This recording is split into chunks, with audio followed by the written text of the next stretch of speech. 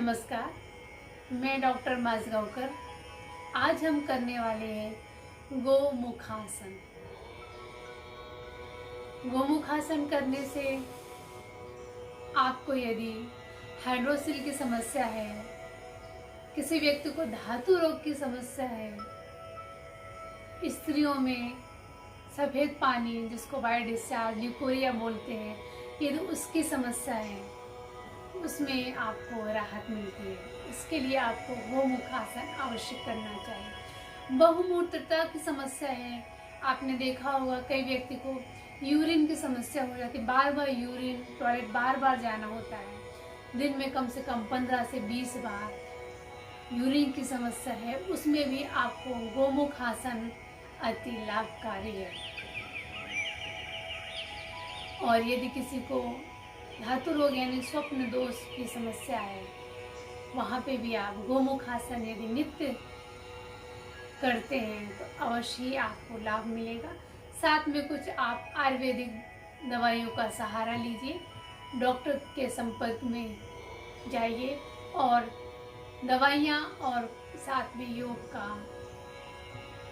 लाभ लीजिए, तभी आपको इन बीमारियों से छुटकारा मिलेगा।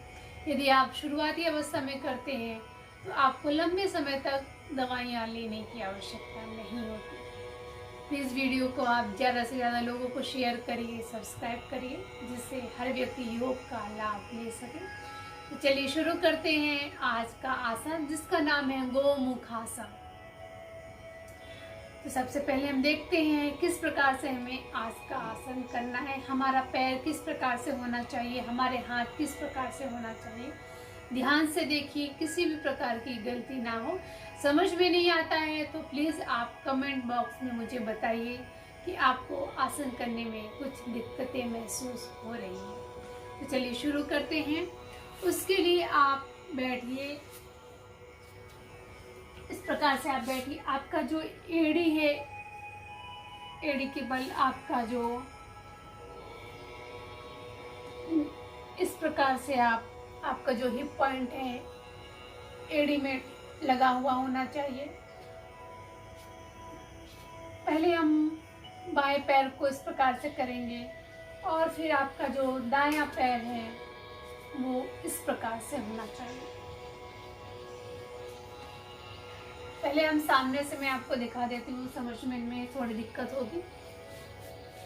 आप बैठिए, एक पैर को फोल्ड करिए और आपका जो हिप पॉइंट है वो एड़ी में टच करना चाहिए इस प्रकार से।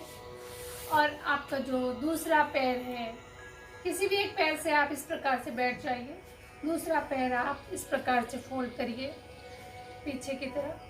आपका जो घुटना है एक दूसरे से मिला हुआ होना चाहिए इस प्रकार से, मतलब एक ही सीधाई में आपके घुटने, ऐसा नहीं कि इस प्रकार से हो, ये देखिए ये सीधा नहीं है, इसलिए आपका जो घुटना है वो एक दूसरे की सीधाई में होना चाहिए इस प्रकार से। ये देखिए, ये है गोमुखासन।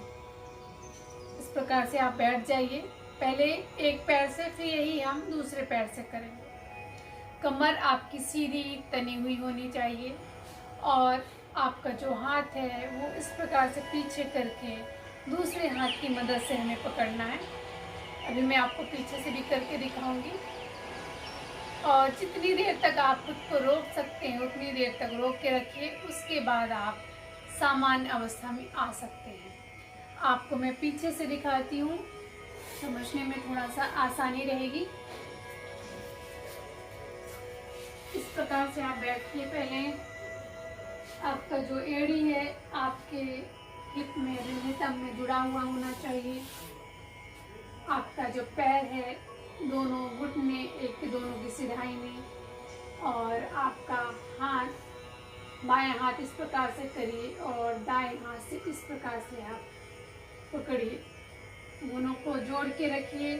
कमर सीधी आपकी तनी हुई होनी चाहिए, उनमें किसी भी प्रकार का झुकाव नहीं, अन्यथा लाभ की वजह आपको हानि मिलेगी। इस प्रकार से आप जितनी देर तक बैठ सकते हैं उतनी देर तक आप बैठिए और फिर सामान्य अवस्था में आ जाइए। ऐसे ही हम पैर से करेंगे। अभी हमने बाएं पैर को नीचे रखा था, अभी हम दाएं पैर को नीचे रखेंगे। इस प्रकार से आप दोनों तरफ से करिए और इस प्रकार से घुटने को मोड़िए। आपके देखिए घुटने दोनों एक दूसरे के सिधाई में होने चाहिए। और पहले हमने ये वाला बायां हाथ पीछे की तरफ करा था, अभी हम दायां करेंगे और इस प्रकार से पकड़िए दोनों हाथों को। कमर सीधी आपकी तनी हुई होनी चाहिए। जितनी देर तक आप बैठ सकते हैं उतनी देर तक बैठे रहिए और उसके बाद आप सामान्य अवस्था में आ जाइए। यह प्रक्रिया आप 3 से 6 बार शुरू करिए। यदि आपको कोई तकलीफ है तो आपको यह क्रम आगे बढ़ाते चले जाना है। 10-10 बार, 12-12 बार आपको करना है। उसके बाद आप सामान्य स्थिति में आ जाइए। यह आसन करने से आपके यूरिन की समस्या, बहुमूत्रता की समस्या, अंडकोश वृद्धि की समस्या, महिलाओं में गर्भाशय में गांठ की समस्या, यदि इस प्रकार की कोई भी समस्या है उससे आपको अवश्य ही छुटकारा मिलेगा। बस चाहिए आपको नियमित रूप से अभ्यास। चलिए कल फिर हम मिलते हैं अपने अगले आसन के साथ। तब तक के लिए धन्यवाद।